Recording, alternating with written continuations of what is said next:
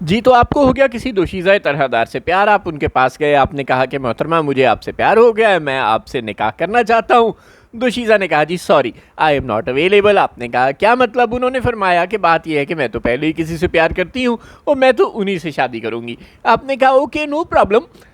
Carry on, لیکن اگر کبھی ایسا ہو کہ وہ آپ سے پیار کرنا بند کر دیں یا آپ کو لگے کہ وہ آپ کے لیے موضوع نہیں ہے تو پھر مجھے کنسیڈر کر لیجیے گا۔ بھائی ایسے تھوڑی ہوتا ہے۔ بسم اللہ الرحمن الرحیم، خواتین حضرات السلام علیکم۔ بات سیدھی اور سادہ سی ہے، مرحلہ بیچ کا نہیں ہوتا، عشق ہوتا ہے یا نہیں ہوتا۔ یہ سیکنڈ آپشن یا سٹپنی، معاف کیجیے گا ذرا نامناسب غیر پارلیمانی سا لفظ ہے لیکن فیکٹس آر فیکٹس، یہ سٹپنی بن کر رہنا تو کوئی مناسب بات نہیں ہے۔ اگر یہ لگ رہا ہے کسی کو کہ اسٹیبلشمنٹ نے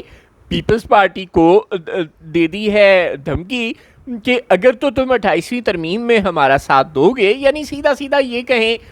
کہ صدر زرداری کو ایوان صدر سے رخصت کر کے اور ان کی جگہ کسی اور کو بٹھانے میں ہمارا ساتھ دو گے، اور سندھ کو کئی چھوٹے صوبوں میں تقسیم کرنے میں ہمارا ساتھ دو گے، اور اسی طرح کی اور بہت سی باتوں میں ہمارا ساتھ دو گے جو کہ 18ویں ترمیم کے بالکل خلاف ہوں گی، 73 کے آئین کی روح کے خلاف ہوں گی، تو پھر تو ٹھیک ہے۔ لیکن اگر تم ہمارا ساتھ نہیں دو گے تو تمہیں نیب کے کیس بنا کر ڈرایا دھمکایا جائے گا، تمہارے لیڈروں کو بند کر دیا جائے گا، تمہارے ساتھ وہی سلوک ہوگا جو پی ٹی آئی کے لوگوں کے ساتھ ہوتا ہے، اور پھر پی ٹی آئی کو چانس دیا جائے گا کہ وہ نون لیگ کے ساتھ مل کر حکومت بنا لے اور اپنے گناہ معاف کروا لے۔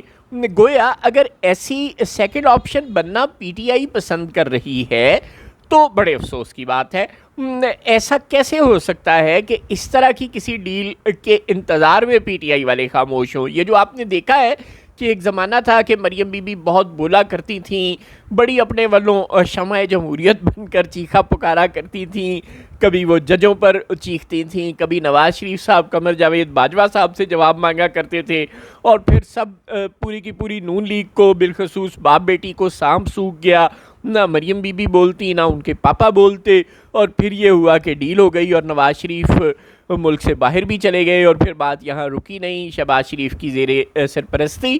پی ڈی ایم کی حکومت بنوا دی گئی وغیرہ وغیرہ، باقی rest of is the history. چنانچہ اب ایسا ہی اگر کوئی ڈیل کا راستہ پاکستان تحریک انصاف اختیار کر رہی ہے اور اس وجہ سے چپ ہے اور اسے لگتا ہے کہ اس کی ڈیل ہو جائے گی، تو